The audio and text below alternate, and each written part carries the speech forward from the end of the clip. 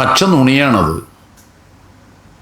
K C. Venugopal youth Congress കേരളത്തിൽ election കമ്മീഷന്റെ വ്യാജ ഐഡന്റിറ്റി കാർഡ് ഉണ്ടാക്കി യൂത്ത് കോൺഗ്രസ് ഇലക്ഷൻ അട്ടിമറിച്ച രാഹുൽ മാങ്കൂട്ടത്തിലിനോടാണ് അത് പറയേണ്ടത്.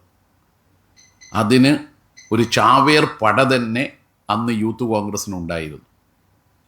യഥാർത്ഥത്തിൽ യൂത്ത് കോൺഗ്രസിൻ്റെ തിരഞ്ഞെടുപ്പ് വ്യാജ ഐഡന്റിറ്റി കാർഡ് ഉണ്ടാക്കി അട്ടിമറിച്ച് ഇന്ന് നിലവിലുള്ള പല ഭാരവാഹികളും അവിടെ എത്തിയതാണ്. അന്ന് പലരെയും പുറത്താക്കി. അപ്പോൾ വ്യാജ ഐഡന്റിറ്റി കാർഡ് ഉണ്ടാക്കുന്നതിൽ ഗവേഷണം നടത്തുന്നവരാണ് കോൺഗ്രസ്സുകാർ.